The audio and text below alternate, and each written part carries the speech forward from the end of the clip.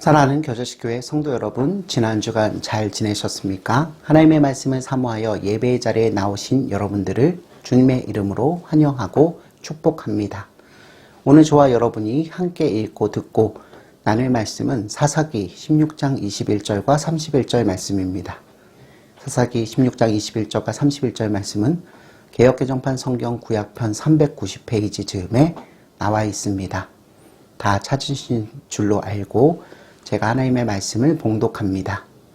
블레셋 사람들이 그를 붙잡아 그의 눈을 빼고 끌고 가사에 내려가 놋줄에 매고 그에게 옥에서 맷돌을 돌리게 하였더라.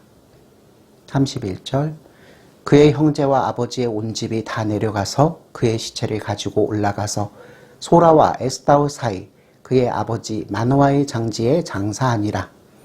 삼손이 이스라엘의 사사로 20년 동안 지냈더라. 아멘. 사랑하는 성도 여러분, 우리가 강하다고 느끼는 곳에서 저와 여러분들은 매우 약해질 수 있습니다. 원숭이가 나무에서 떨어진다는 말은 어쩌다가 한번 떨어질 수 있다는 실수의 가능성을 말하는 것이 아닙니다. 이는 원숭이는 나무에서 떨어지지 않는다는 지나친 자신감이 바로 원숭이를 떨어지게 했다는 것입니다.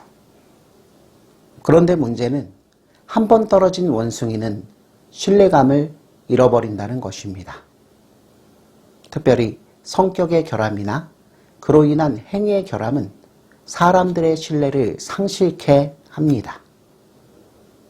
성도 여러분, 그런데 이 점에서 저와 여러분들은 우리 아버지 하나님의 성품을 전혀 닮지 않았습니다. 하나님께서는 나무 아래로 떨어진 자들을 다시 나무 위로 올려주십니다. 그래서 하나님께서는 땅에 떨어진 경험을 교훈 삼아 다시 떨어지지 않고 나무에서 잘 살게 하십니다. 이것이 바로 하나님의 방식과 사람들의 방식의 차이점입니다. 사랑하는 성도 여러분, 하나님의 목적은 나무에서 살아야 할 자에게 두 번째 기회를 주시는 것입니다. 하나님께서는 이 일에 인색하지 않으십니다. 하나님께서는 십자가의 희생으로 구속하신 자기 백성들의 죄를 완전히 용서하시고 완전히 잊어버리십니다. 그리고 하나님께서는 너무도 쉽게 재기의 기회를 주십니다. 그런데 성도 여러분, 저와 여러분은 어떻습니까? 하나님께로부터 재용서함을 받고 재기의 기회를 부여받은 성도들에게 하나님과 같이 하지 못하는 이유가 과연 무엇입니까? 그것은 자신이 받은 피해에 지나치게 집착해서 다른 사람의 실수나 결함에 냉정하기 때문입니다. 사랑하는 성도 여러분, 이것은 복음의 정신이 아닙니다. 이런 자세는 자기의와 경직된 도덕주의의 노폐물입니다. 하나님께서는 삼손의 마지막 기도를 들어주셨습니다. 하나님께서는 삼손에게 마지막 기회를 주셨습니다. 그리고 하나님께서는 삼손에게 승리를 허락하셨습니다. 삼손은 자신의 결함과 실수와 어리석음 때문에 행하지 못했던 과거의 불신실을 하나님께서 주신 두 번째 기회로 수행할 수 있었습니다. 그리고 하나님께서는 삼손에게 주신 두 번째 기회를 통해 삼손에 대한 선한 목적을 마침내 성취하셨습니다. 그러므로 성도 여러분, 우리도 삼손의 기도를 외치는 자에게 두 번째 기회를 주어야 합니다. 그것은 용서의 실천이며 하나님께서 너무나도 기뻐하시는 일입니다. 하나님께서는 우리 각자를 불러주셨습니다.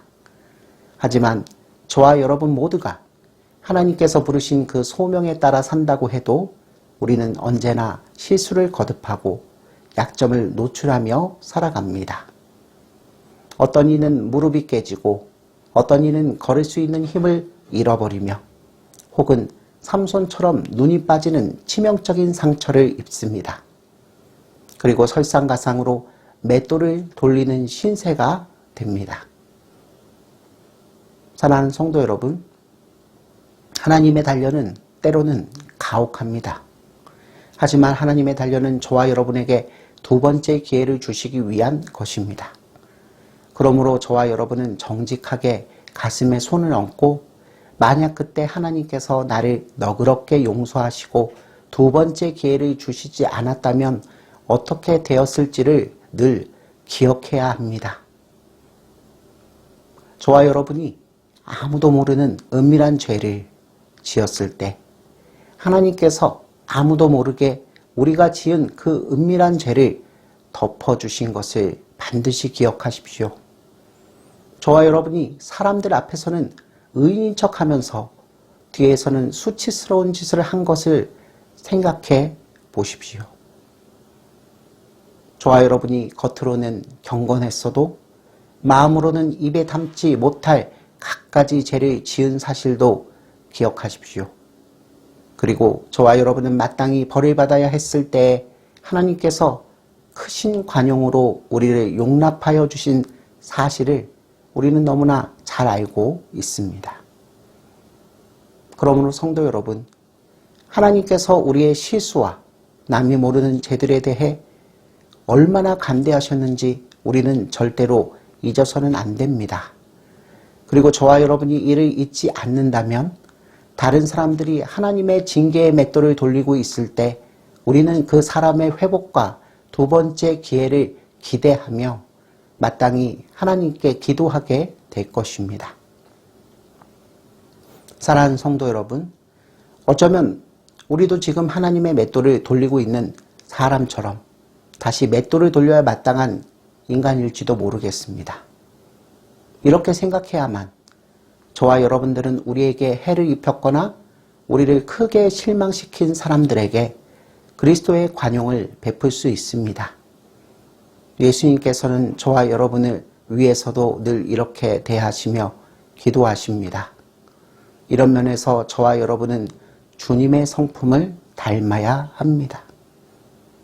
성도 여러분, 이스라엘에게는 삼손이 필요했습니다. 그리고 삼손은 저와 여러분에게도 있어야 합니다. 그렇게 하려면 우리는 삼손에게 두 번째 기회를 주어야 합니다. 그러므로 여러분, 우리의 삼손에게 관용과 사랑을 베풀어 보십시오. 그러면 하나님의 큰 역사가 우리의 손길을 타고 삼손과 우리에게 일어날 것입니다. 우리에게는 다곤 신전을 붕괴시키는 삼손의 마지막 사역이 필요합니다. 이 큰 하나님의 사역을 위해서 눈먼 삼손의 손을 잡고 다곤 신전의 받침 기둥으로 인도해 주십시오. 그러면 그곳에서 저와 여러분들은 하나님의 놀라운 능력이 드러나는 것을 반드시 목격하게 될 것입니다. 사랑하는 성도 여러분, 삼손은 오만한 독불 장군이었습니다. 그는 혼자 생각하고 혼자 모든 일을 결정했습니다. 그것은 잘난 듯해도 사실은 너무나도 위험한 일입니다. 삼손은 부모의 말도 듣지 않았고 장로들이나 친구들에게도 무책임했습니다. 그러던 삼손에게 난데없는 재난이 닥쳤습니다. 그는 평소에 여자 관계에서 자신감이 있었는데 들릴라에게 배신을 당한 것입니다. 결국 삼손은 원수들의 포로가 되었고 나실인의 상징인 머리카락이 잘린 후 두 눈마저 빼앗겼습니다. 이로써 그의 유용성은 영원히 사라진 듯 했습니다. 성도 여러분, 하나님께서는 저와 여러분의 입에서 전적으로 주님을 의지하여 이번 한 번만 나를 강하게 하소서 이 기도가 나오는 새로운 경지에 이르게 하시려고 우리를 일부러 약하게 하십니다. 하나님의 능력은 약한 데서 온전해진다고 사도 바울은 고백했습니다. 사도 바울은 이 교훈을 몸소 터득한 자였습니다. 우리 모두 말씀 한 구절 찾아 읽어보도록 하겠습니다. 신약성경 고린도 후서 12장 10절 말씀입니다. 그러므로 내가 그리스도를 위하여 약한 것들과 능욕과 궁핍과 박해와 공고를 기뻐하노니 이는 내가 약한 그때에 강함이라. 아멘. 사랑하는 성도 여러분, 자신의 삶에서 더 이상 어떤 좋은 것이 나올 수 없다고 생각한 바로 그때에 하나님께서는 저와 여러분에게 당신의 놀라운 생명을 불어넣어 주십니다. 삼손도 바울도 도저히 자신들의 삶을 더 이상 지탱할 수 없다고 보고 사회 소망까지 끊어지고 사형 선고를 받은 줄로 알았던 때에 하나님의 자비로 큰 구원을 체험하고 죽은 자를 다시 살리시는 하나님만 의지하게 되었습니다. 성도 여러분, 하나님께서는 저와 여러분의 결점에도 불구하고 우리를 사용하십니다.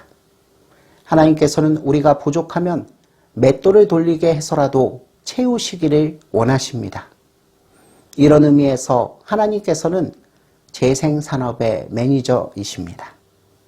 하나님께서는 고장나고 쓸모없는 중고품 인생들을 거두어 재생공장에 넣고 새롭게 만들어주십니다. 하나님께서는 실패하고 병든 인생들에게 두 번째 기회를 주기 원하십니다. 하나님께서는 인생 재활원의 원장이십니다. 사고치고 속 썩인 인간들을 모아다가 다시 새롭게 살게 하여 주십니다.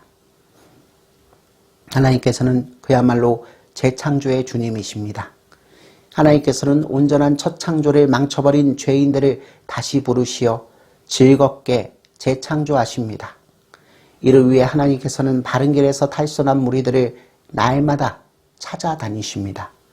길을 잃은 자들에게 길이 되어주시고 양식이 없는 자들에게 스스로 양식이 되어주십니다. 사랑하는 성도 여러분, 하나님께서는 언제나 저와 여러분들이 회복되기를 원하고 바라십니다. 하나님께서는 우리에게 하나님께서 주시는 두 번째 용서와 두 번째 사랑과 두 번째 돌봄과 두 번째 기회가 없으면 아무도 그 누구도 살아남지 못한다는 사실을 알고 계십니다. 그래서 하나님께서는 누구에게든지 두 번째 섭리로 다가오십니다. 하나님께서는 두 번째 은혜로 우리를 구원하십니다. 첫 번째 은혜를 거절한 우리에게 다시 주시는 하나님의 두 번째 은혜를 우리 모두는 절실히 필요로 합니다. 하나님의 두 번째 은혜가 있기에 맷돌의 감옥이 있고 이번 한 번만의 간구가 있습니다. 다시 오시는 하나님의 두 번째 기회가 없다면 우리에게 남는 것은 사실 아무것도 없습니다. 그러나 하나님께서는 우리를 어떻게 재생시키시고 어떻게 재활시킬 수 있는지를 다 알고 계십니다.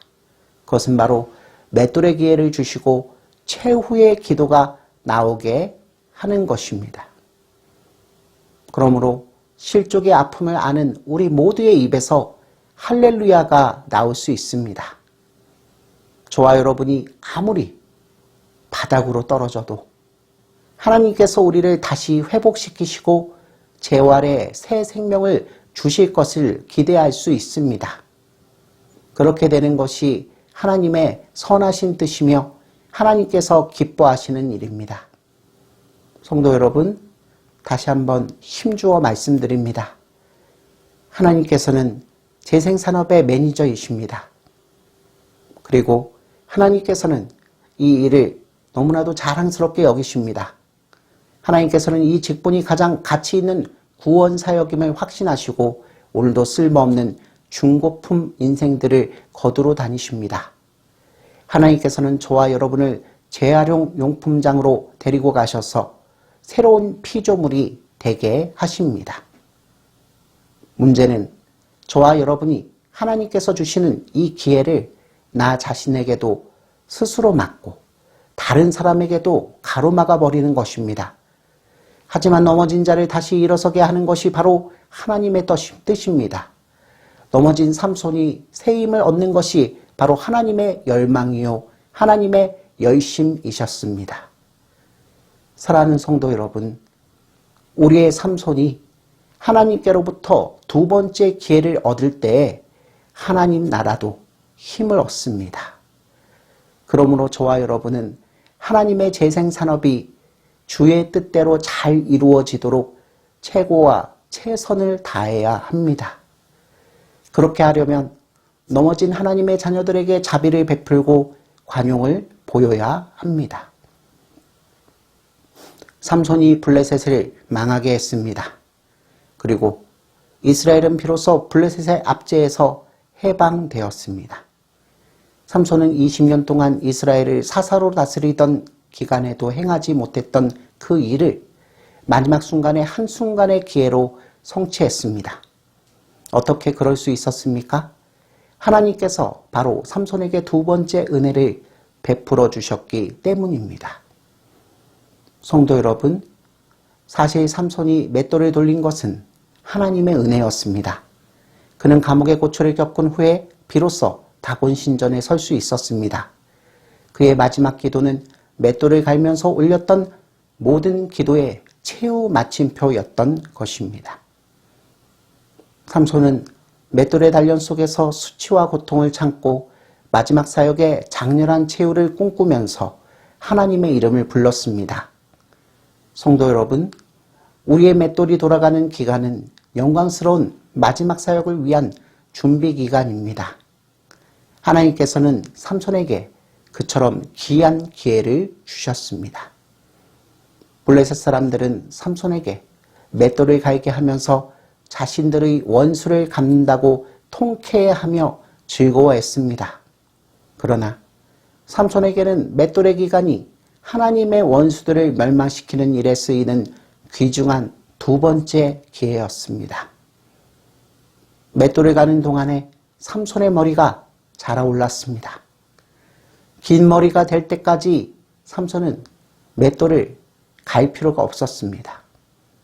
잘린 머리가 조금만 자라도 됩니다.